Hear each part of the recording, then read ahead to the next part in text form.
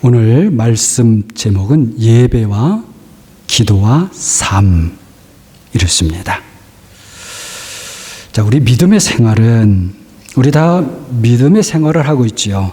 자, 이 믿음 생활은 성장 과정을 겪어야 하는 생활이다. 이렇게 할 수 있습니다. 달리 말하면 우리가 믿음 생활을 한다라고 하는 것은 성장하는 길을 가는 것이다. 이렇게 말할 수 있다는 것입니다. 하나님께서는 우리의 믿음 성장을 위해서 말하자면 온전한 구원을 위하여서 우리의 모든 상황과 환경 속에서 어제도 오늘도 그리고 내일도 일하십니다. 믿습니까? 놀라운 일이죠. 여러분은 지금도 그러므로 믿음이 성장하는 그런 시간 속에 있는 것입니다. 그렇다고 우리가 나의 믿음이 어떻게 하면 성장할까? 내가 성장해야 돼. 그러면서 자기 자신을 너무 자책하거나 또는 너무 과도하게 스트레스를 주거나 그러면 안 되는 것이죠. 잘못하면 자신을 정죄하는 잘못에 빠질 수 있습니다.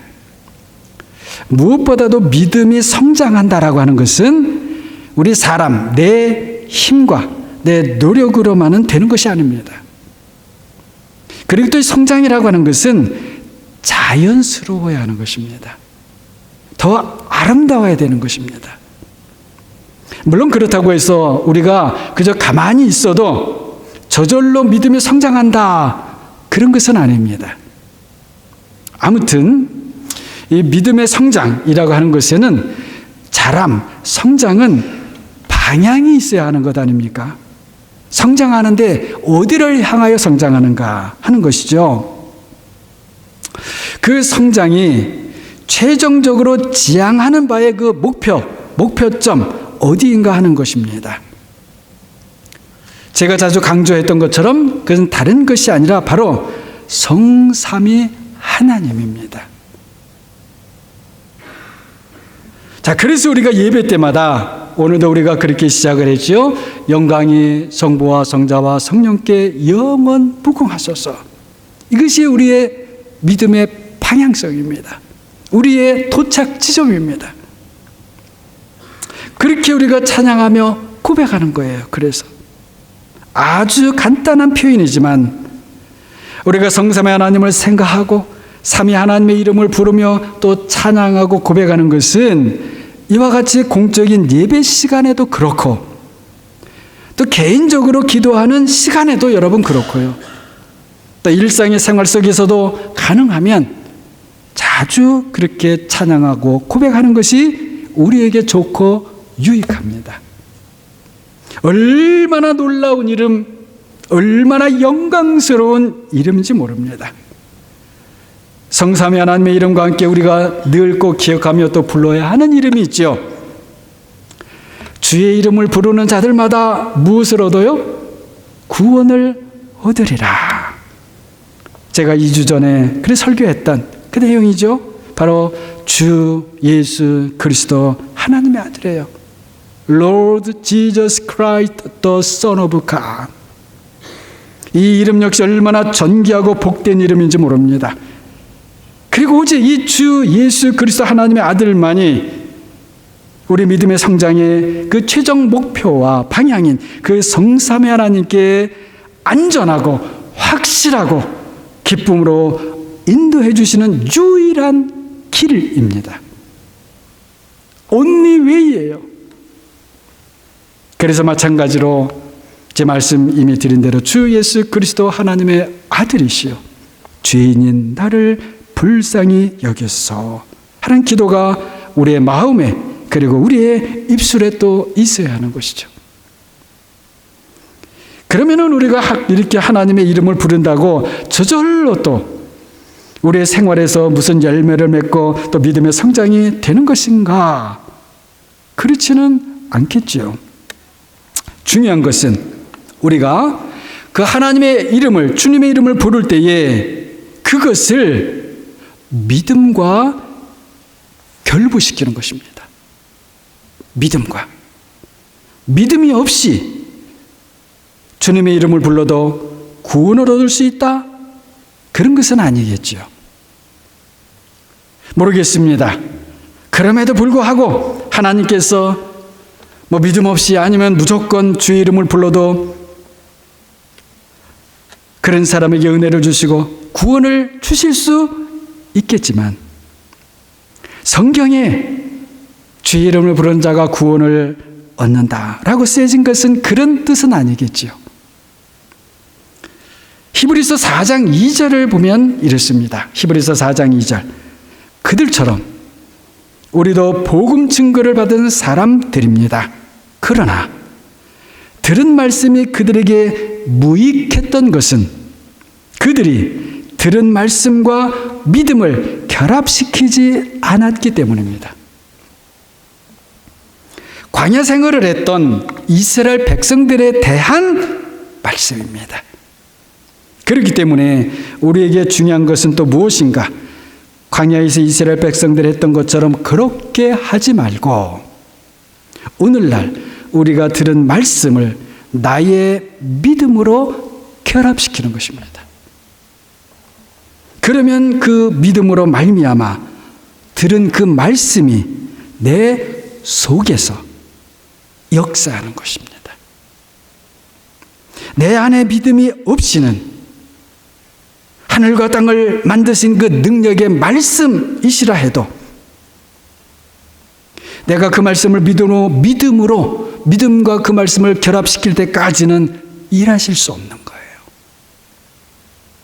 믿음을 통해서 나와 그 말씀이 끊어질 수 없는 관계로 결합될 때 하나님은 일하시는 겁니다. 하나님의 이름을 부를 때도 그러므로 마찬가지라는 것이죠. 성삼위 하나님의 이름, 우리 주님의 이름을, 그 너무나도 복되고 존귀하고 영광스러운 그 이름을 마음에 깊이 새기고 또 새기는 우리 모두가 되시기를 바랍니다. 오늘은 하나님의 이름과 함께 우리가 믿음이 성장하는 생활을 하기 위해서 어떤 좀 더 넓은 관점, 또 어떤 좀 표준, 기준 이런 걸 가지면 좋겠다. 그런 마음으로 오늘 설교 말씀을 드리려고 합니다. 자, 그것은 바로 오늘 설교 제목처럼 예배, 기도, 삶, 이 세 가지예요. 이 세 가지는 어떤 점에서 보게 되면 서로 분명히 다른 영역입니다. 예배는 여러분 우리 이 자리에 있는 것처럼 우리 성도들이 함께 모여서 하나님을 향해 어떤 함께하는 공적인 행위를 하는 거예요. 기도는 이와 같은 예배와는 좀 달리 개인적인 면이 있죠. 물론 우리가 함께 모여서 기도를 한다고 해도 함께 모여서 하지만 그래도 여전히 기도는 좀 개인적인 성격이 사실 있습니다.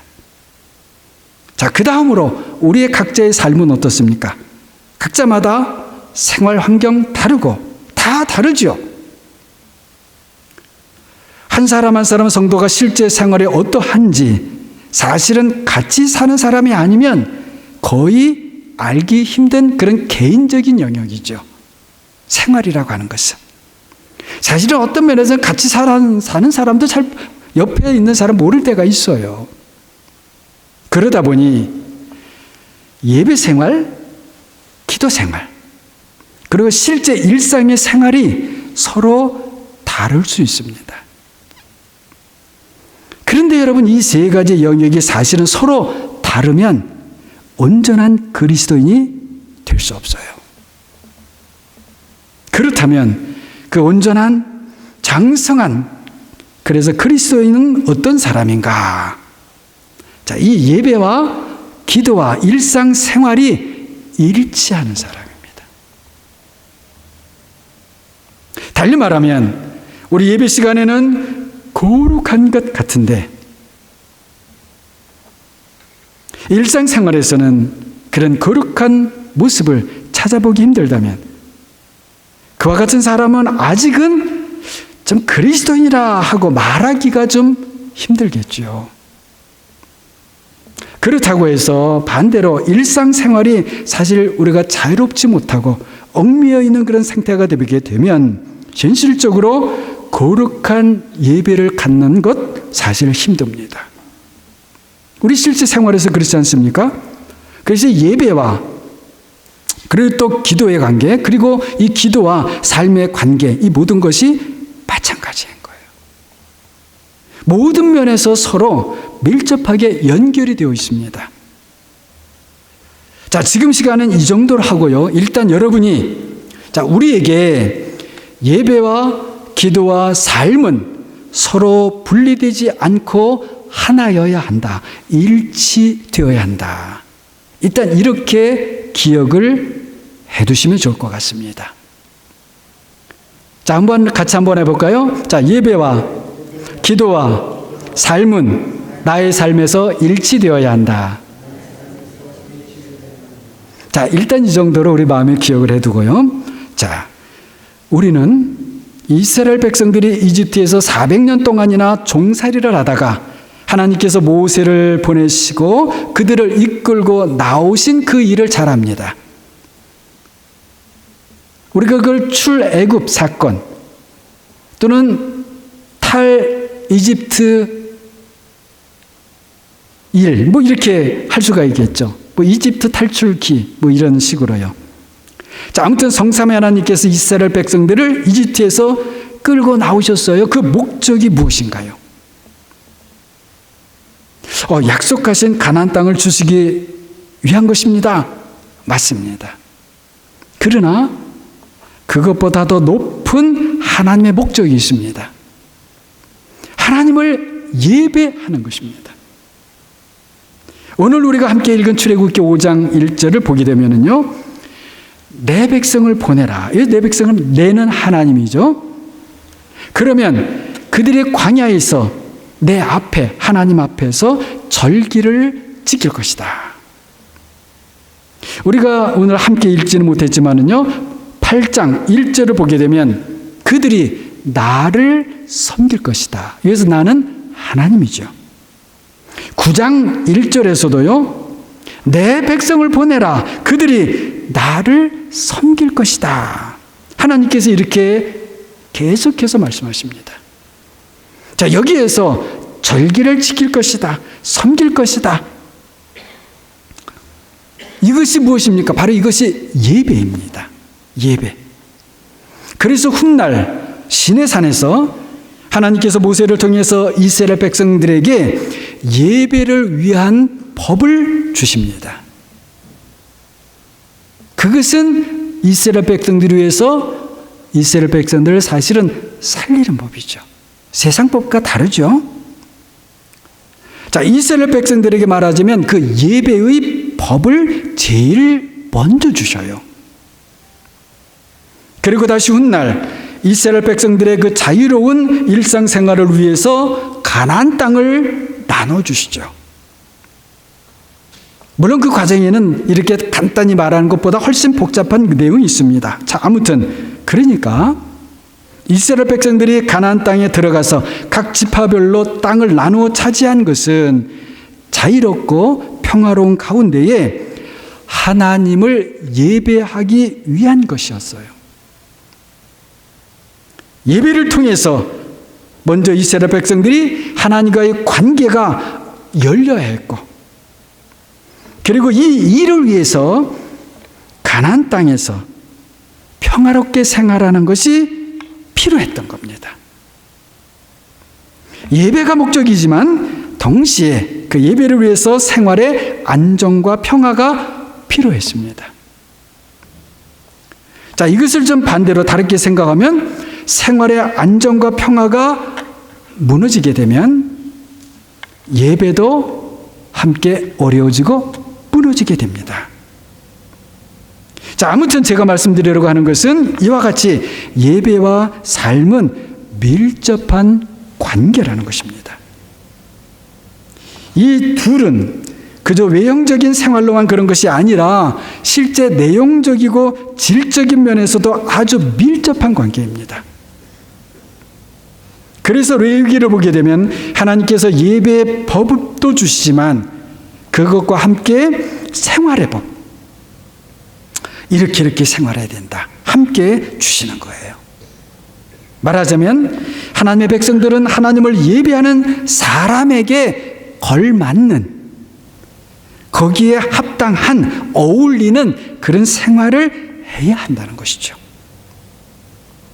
우리가 좀 쉽게 그저 보통으로 하는 말로 예배 따로, 생활 따로, 삶 따로, 이렇게 되면 안 된다는 것입니다. 예배는 말하자면 거룩한데 생활은 거룩하지 못하고 더럽고 추하면 안 된다는 것이죠. 여러분, 그렇다면 기도는 어떤가요? 기도 역시 마찬가지입니다. 자, 예배 때에는 우리 이스라엘 백성들의 제사 때 그 장면을 생각해 보십시오. 다 태워서 드리는 번제물도 드리고 자신의 죄를 위한 그런 속죄 제물도 드리는데, 그 이스라엘 백성들이 하는 기도는 세상적인 욕망으로 하는 것이 된다, 그러면 안 되는 것이죠. 그런 기도는 사실은 거룩한 예배를 드리는 사람에게 합당하지 않은 것이죠. 자, 이렇게 세상적인 욕망으로 기도하는 사람의 실제 생활의 모습은 어떨 것 같습니까? 우리가 금방 상상해서 알 수 있겠죠? 세상 욕망을 따라 살 수밖에 없는 그런 모습이겠죠. 그렇기 때문에 예배와 기도와 삶과 관련해서 이 구약 성경이 우리에게 보여주는 것은, 출애굽기를 포함해서 레위기, 신명기 모든 이후에 구약 성경이 보여주는 것은 거룩한 예배, 거룩한 기도, 그리고 거룩한 삶입니다. 이 세 가지가 무엇으로 일체가 되는가? 거룩함입니다. Holy worship, Holy prayer, Holy life. 오늘 우리가 함께 읽은 요한복음 4장을 보게 되면 우리 주님께서 사마리아 여자에게 영과 진리로 드리는 예배를 말씀하셔요. 자, 4장 23절이죠. 아버지께 참되게 예배하는 자들은 영과 진리로 예배할 때가 오나니 곧 이때라. 곧 이때라. 아버지께서는 자기에게 이렇게 예배하는 자들을 찾으신다. 이 주님께서 사실은 모세를 통하여 이스라엘 백성들에게 율법을 주실 때에 그 예배의 법을 주셨던 그분이 우리에게 영과 진리의 새 예배를 말씀하고 계시는 거예요.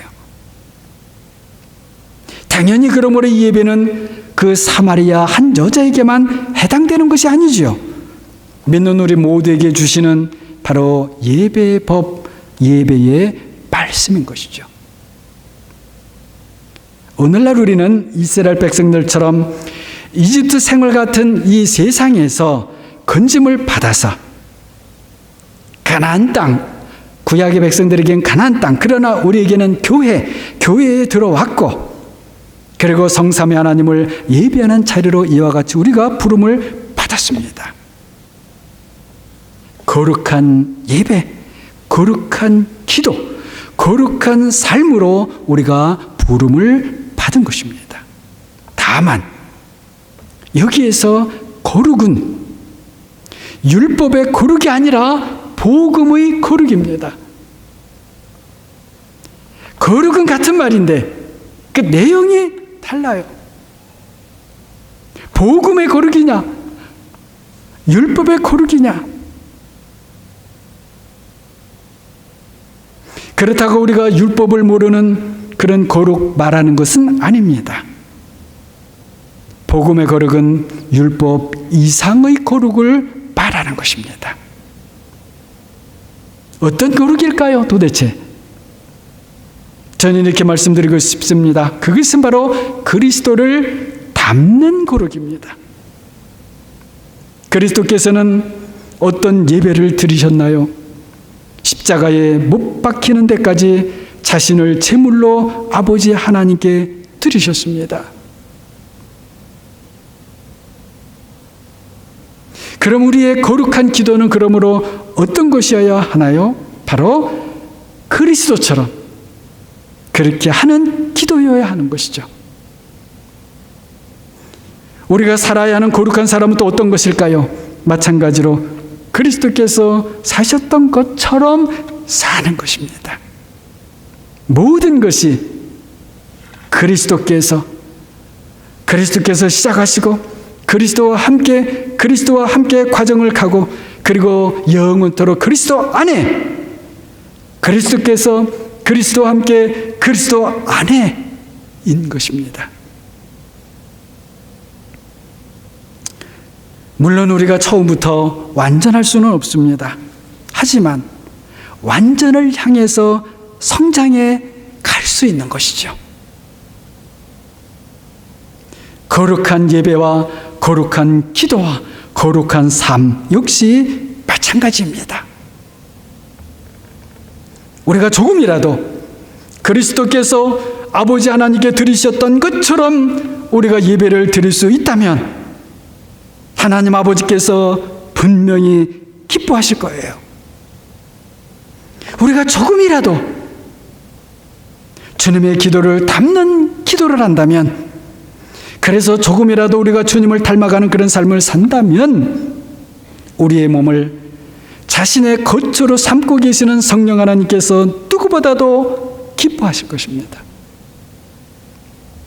성령의 기쁨은 성자의 기쁨이고요, 성자의 기쁨은 또 성부의 기쁨이신 거예요.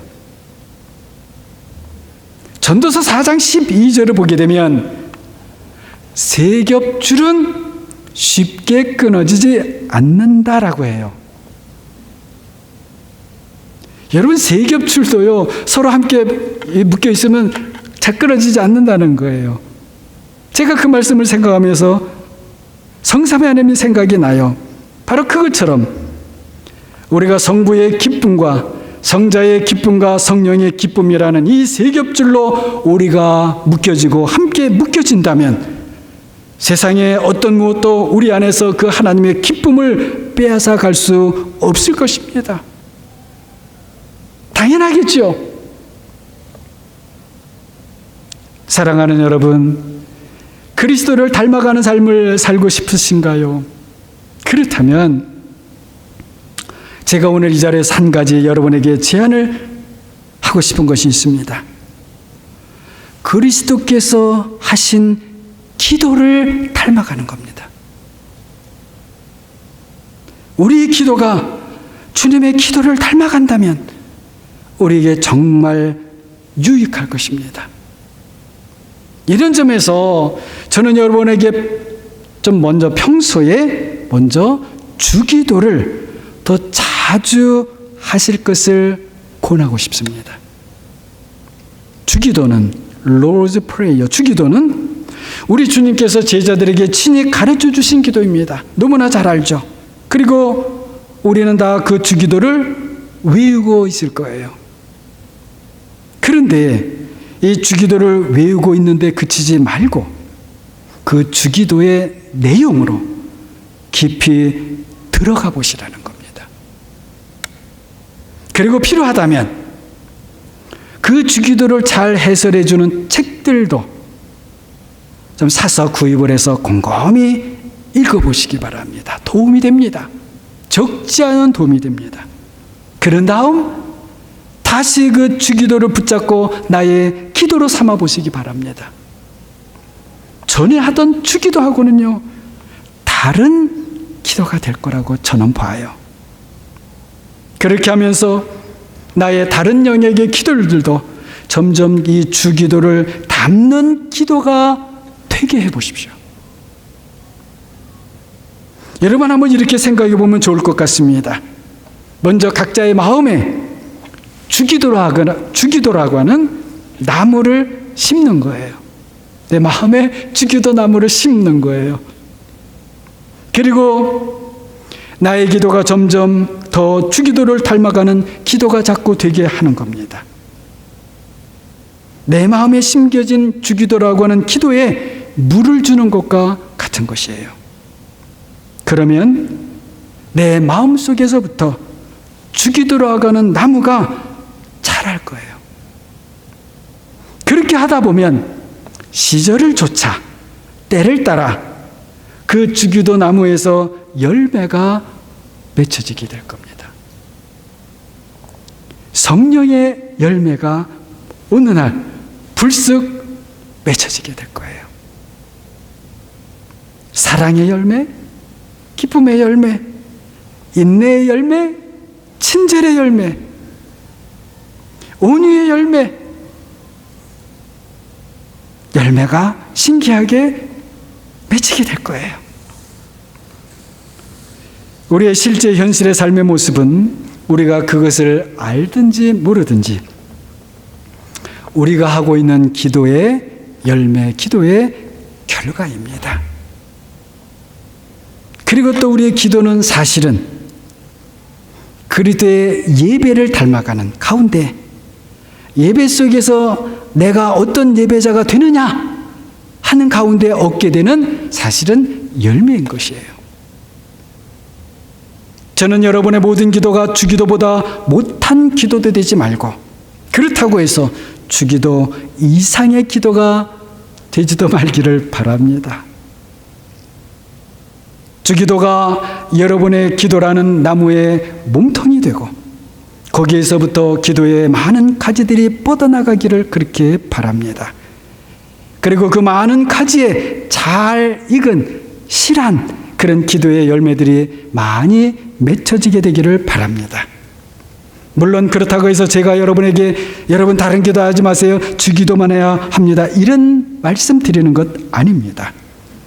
제가 이 시간에 드리고자 하는 말씀은 예배와 기도와 삶을 말씀드리면서 특별히 그 기도라고 하는 우리의 삶의 영역 속에서 우리의 기도를 주기도에서부터 진지하게 다시 시작할 필요가 있고 그리고 주기도 안에서 우리의 기도가 풍성해지는 일이 꼭 필요하다는 것입니다. 우리는 성도로서 성령의 열매가 풍성하게 맺혀지지 못하는 것에 대한 아쉬움과 안타까움이 늘 있습니다. 내가 이렇게도 해보고 좀 저렇게도 해보고 노력하고 해보는데 어느 한순간 우리의 노력이 와르르 무너질 때가 많이 있죠. 그러나 여러분 정말 그런 마음이 그런 안타까운 마음 좀 아쉬운 마음이 정말 우리 속에 있다면 여러분 염려하지 마시기 바랍니다. 하나님께서 그런 마음도 사실은 주신 것입니다. 주님께서 말씀하신 대로 우리의 예배를 영과 진리의 예배로 늘 새롭게 다시 시작해 보시기 바랍니다. 매 주일마다 여러분 새롭게 다시 영과 진리의 예배로 다시 내가 출발하고 그렇게 해보시라는 것입니다. 우리의 기도를 주기도를 통해서 다시 새롭게 심어보시기를 바랍니다. 나의 삶의 목적과 방향이 진정으로 성삼위 하나님을 예배하는 것인지를 또한 돌아보시기를 바랍니다. 성삼위 하나님을 예배하며 찬양하는 그 사람이 사실은 이 세상에서 가장 복된 사람입니다. 그 사람이 예수 그리스도 안에서 하나님을 나의 하나님으로 가진 사람입니다. 성삼위 하나님이 성령 안에서 정말로 나의 하나님이라면 우리가 도대체 무엇을 두려워하겠습니까? 무엇을 우리가 염려하겠습니까?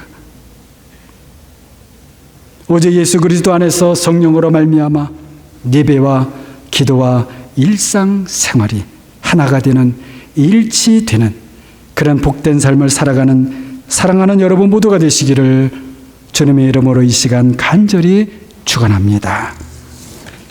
기도합니다.